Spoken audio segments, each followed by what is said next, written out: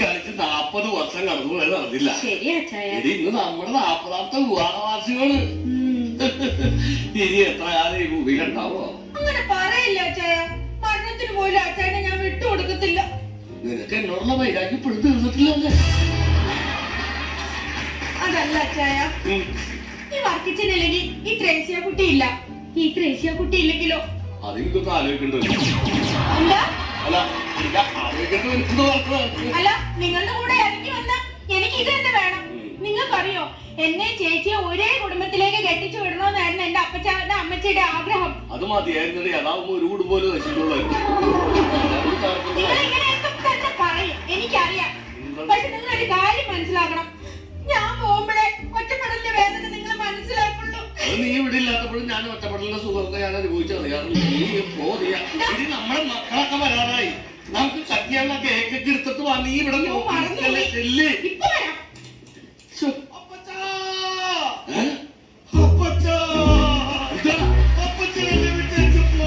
നിന്റെ അപ്പച്ചാണ് ഇവിടെ നിൽക്കുന്നത്. ഞാനാണ് ഇവിടെ നിൽക്കുന്നത്. അപ്പച്ചൻ പോയില്ലേ? ഇല്ല. അപ്പൊ അപ്പച്ചി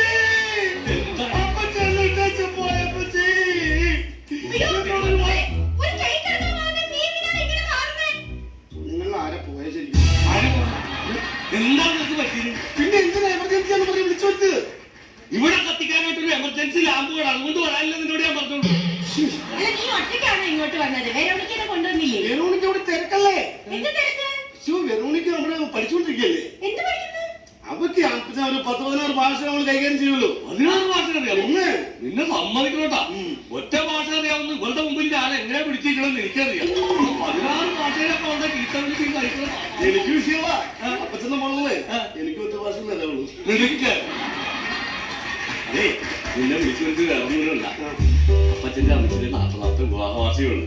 അപ്പൊ എല്ലാവരെയും വിളിച്ചു വരുത്തിയിട്ടുണ്ട്. അപ്പൊ ഈ കേക്കൊക്കെ കത്തി നമുക്ക് ഇന്നൊന്ന് ആഘോഷിക്കണം. മോളിക്കുട്ടിക്ക് ഇപ്പൊ വരും. അയ്യോ, മോളിക്കുട്ടി സണ്ണിക്കുട്ടി വന്നു. എവിടെ?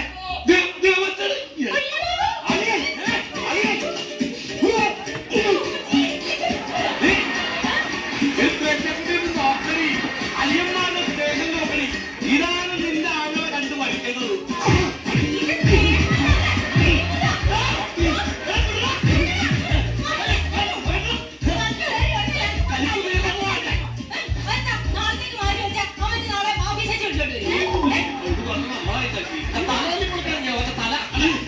ഈ കറുപ്പാച്ചിനെ കെട്ടി തുറക്കണം ഞാൻ പറഞ്ഞേനെ.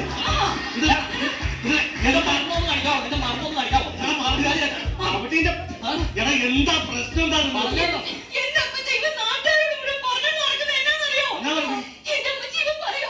എനിക്ക് ഗൾഫിലുണ്ടല്ലോ ഒട്ടകത്തെ കറക്കുന്ന പണിയാണ്.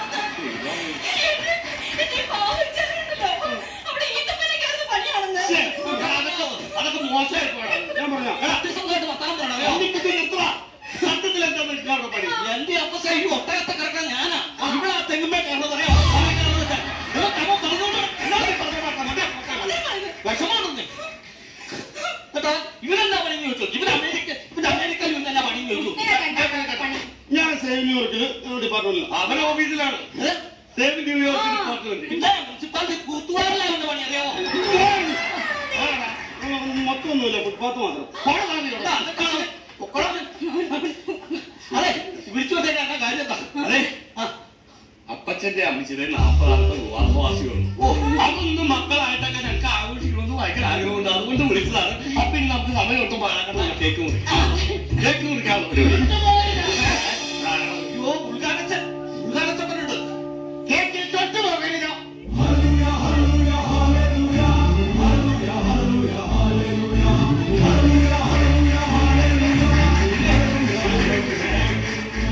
ഞാനില്ലാതെ കുമ്പസാരം നടത്തിയാൽ ഞാൻ ക്ഷമിക്കും.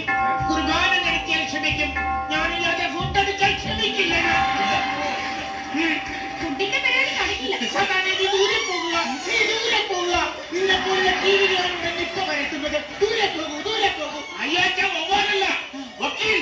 വവ്വാലിനും വായുണ്ട്, വക്കീലിനും വായുണ്ട്. നിപ്പ വായുവിലൂടെയാണ് പകരുന്നത്. ഈ വായടിച്ച് മാറി നിൽക്കുക.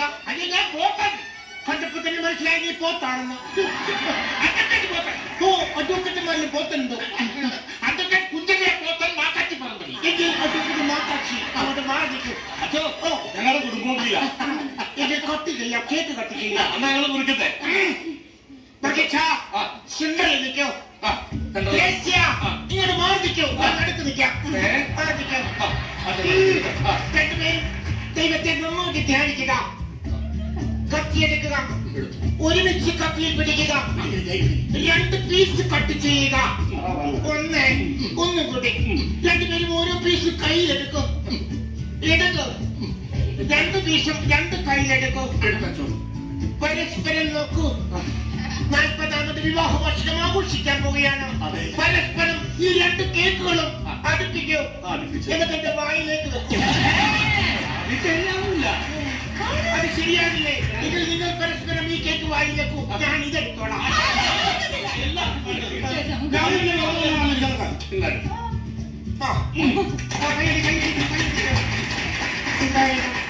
നാൽപ്പതാമത് വിവാഹ വാർഷികം ആഘോഷിക്കുന്ന ഈ മർക്കിച്ചായൻ, അദ്ദേഹത്തെ കുറിച്ച് ഈ വേളയില്ല, അദ്ദേഹത്തെ കുറിച്ച് 2 വാക്ക് പറയാൻ ഞാൻ ആഗ്രഹിക്കുകയാണ്. അച്ഛൻ വെച്ച് വെറോണിക്ക അമേരിക്കയിൽ ലൈവിലുണ്ട്. എല്ലാവരും കാണട്ടെ. നിന്നെ വേണ്ട. അമേരിക്കക്കാരും മൊത്തം അറിയട്ടെ. 40ാമത് വിവാഹ വർഷം ആഘോഷിക്കൽ അവർക്ക് ഒരു സന്തോഷമാകട്ടെ. പ്രിയമുള്ളവരെ, ഞാൻ ഈ മാന്യനെ, ഈ വർക്കിച്ചിനെ പരിചയപ്പെടുന്നത് 1987-ലാണെന്ന് തന്നോ? 70-ല. അപ്പോൾ 1977 വികാരിയായിട്ട് ജോലി ചെയ്ത സമയത്ത് എന്നെ കാണാൻ വേണ്ടി പള്ളിമേടയിലേക്ക് ഈ വർക്കിച്ചൻ എന്ന് പറഞ്ഞ ഈ മാന്യ കയറി വരികയുണ്ടായി. ഈ മാന്യൻ ഇദ്ദേഹത്തെ കണ്ടപ്പോഴത്തേക്ക് എനിക്ക് തോന്നി, എന്തൊരു മാന്യൻ, എന്തൊരു അധ്വാനി, എന്തൊരു തേജസ്. പക്ഷേ അന്ന് രാത്രി തന്നെ ഈ മാന്യൻ വെറും പകൽ മാന്യനാണെന്ന് എനിക്ക് മനസ്സിലായി. കാരണം എന്റെ കപ്പത്തോട്ടത്തിൽ കയറി കൊപ്പ കാട്ടി പറഞ്ഞ് നീന്തവനാണ് ഈ വർക്കിച്ചെന്ന് പറഞ്ഞ വലിച്ചാടി. അന്ന് ഞാനും കപ്പിയാനും കൂടി ഒരു വൈപിടുത്തത്തിലൂടെ ഈ വർക്കിച്ചിനെ ഞങ്ങൾ പിടിച്ചു, തെങ്ങിൽ കെട്ടിയിട്ട് തല്ലി. നാട്ടുകാരും തല്ലി. പക്ഷേ നിങ്ങളത് വിചാരിക്കണം, ഞങ്ങൾ തല്ലി കഴിഞ്ഞ് പോയപ്പോൾ ആ കെട്ടടിച്ച് കെട്ടിയിട്ട് തെങ്ങിൽ കയറി തേങ്ങാവട്ടവനാണ്. അങ്ങനെ കപ്പയും തേങ്ങയും തൊട്ട് മാന്യനായി 40 വർഷം ആഘോഷിക്കുന്ന ഈ വർക്കി പെരിച്ചാണിക്ക് ഞാൻ ആദരവ് രേഖപ്പെടുത്തുന്നു. ഇതിലും വേറെ ഒരു നീറ്റെടുത്ത് എന്റെ തെങ്ങോട്ടുള്ളത്. അച്ഛൻ എന്റെ വീട്ടിലോട്ടൊന്ന് വേണം. എന്നാത്തിനോ? ഞാനൊരു പുതിയ പട്ടിയെ വാങ്ങിച്ചു. ഭർത്താവേ, സാധാരണ പുതിയ വണ്ടി മേടിക്കുമ്പോഴാണ് അച്ഛനെ വിളിക്കുന്നത് വെഞ്ചരിക്കാൻ. ഇത് പട്ടീനെ വിളിച്ചിട്ട് വെഞ്ചരിക്കാനോ? ശരി ശരി, വരാം. പട്ടി കടിക്കുമോ? അല്ല, അത് കടിക്കുമോ അറിയാൻ വേണ്ടി അച്ഛൻ വരാൻ പറഞ്ഞു.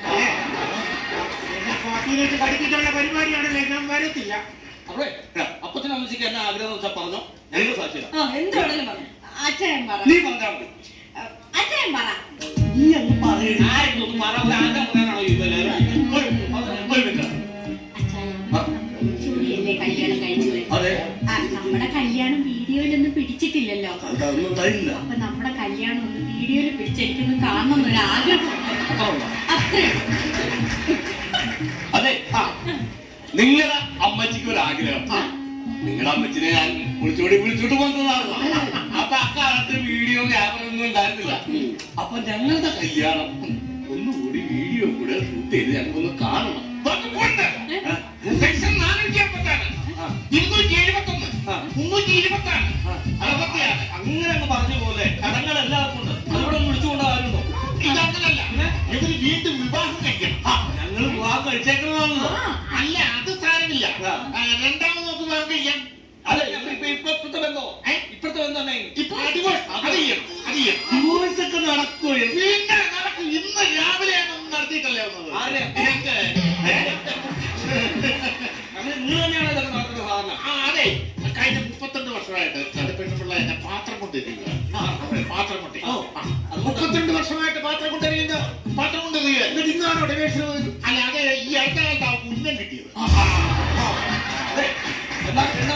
അല്ലെന്ന് ഇത് ഡൈവോഴ്സ് ചെയ്തിട്ട് ഞങ്ങൾ രണ്ടാമത് കല്യാണം കഴിക്കണം. നടക്കണ കേസാണ് ഇത്. പെട്ടെന്ന് പക്ഷെ അങ്ങനെ വീഡിയോ എടുക്കാം. ശരിയാ, അത് കല്യാണം പോകുമ്പോൾ വീഡിയോ എടുത്തോളോ? എടുക്കണം, അങ്ങനെ ലവ് സീൻ പിടിക്കണം. അന്ന് എന്താ ചെയ്യേണ്ടത് പറയും. അപ്പൊ അതിനുള്ള ഒരു മാർഗം എന്ന് പറഞ്ഞാൽ അച്ചാരി ഇങ്ങോട്ട് ഇവിടെ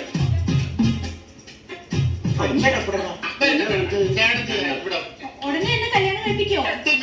ശരിയായി. ഇപ്പല്ല കുരിശു വരയ്ക്കാൻ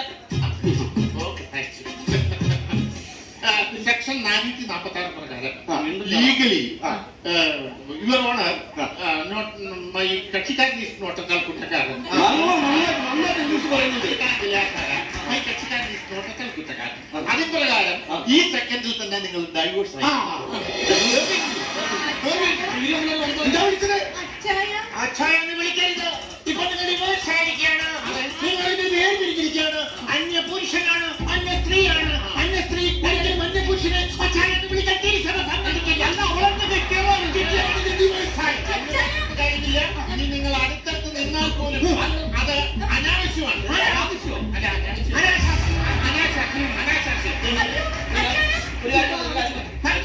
അന്യ ആൾക്കാരുടെ ചീത്തപ്പേരുണ്ടാക്കണം മാറി നിന്റെ മക്കൾ എന്തെങ്കിലും ചെയ്തതാ? പണ്ട് എടുത്ത പുരുഷനാണ്. ഞങ്ങളുടെ അമ്മച്ചിയെ കെട്ടണമെങ്കിൽ ഞങ്ങളുടെ പെണ്ണ ഇപ്പൊ ഞങ്ങളുടെ ഭാഗത്ത് നിൽക്കുന്ന പെണ്ണാണ്. നിങ്ങളുടെ ഭാഗത്ത് നിൽക്കുന്ന ചെറുക്കനാണ്. അത്യാവശ്യം ക്വാളിറ്റിയും കാര്യങ്ങളുള്ള ഒരാളാണ് ഞങ്ങളുടെ പെണ്ണ്. അതിന് ചേരുന്ന രീതിയിലുള്ള കല്യാണമാണെങ്കിൽ നമുക്ക് ആലോചിക്കാം. അല്ലെങ്കിൽ ഒരു അമേരിക്കക്കാരന്റെ കുടുംബത്തിലുള്ള ഒരു ചെറുക്കനാണ് നിൽക്കുന്നത്. എന്ത് എന്ത് എന്ത് തരും നിങ്ങളെ പെണ്ണുവീട്ടുകാർ?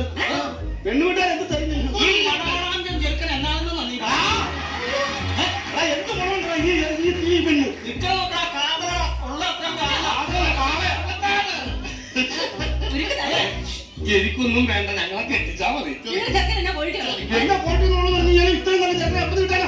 ഞങ്ങൾ വീട്ടിലുള്ള പെണ്ണ് പെണ്ണ് വീട്ടിൽ മൂത്ത് കാഴ്ചോട്ടല്ല ഞങ്ങളവിടെ നിന്നോളാം. നീ പോ, നീ പോയി നീ അമേരിക്കയിൽ പോയി. നീ പോടി, നീ പലക്കടം നീ പോയി.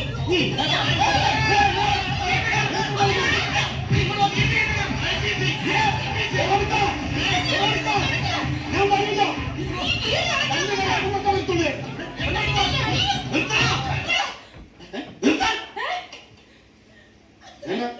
ഞങ്ങൾ പിന്നെ കെട്ടി. ഒരുത്തന്റെ സഹായമില്ലാതെ ഞങ്ങൾ കെട്ടി. ഇത് വല്ലാത്ത ചതിയായി പോയല്ലോ. എന്ത് മതി?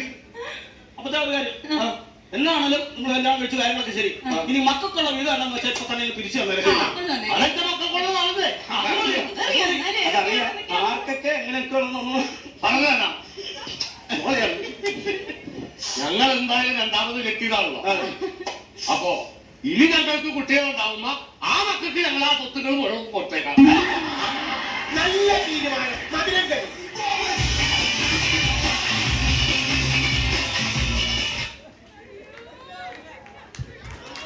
Thank you.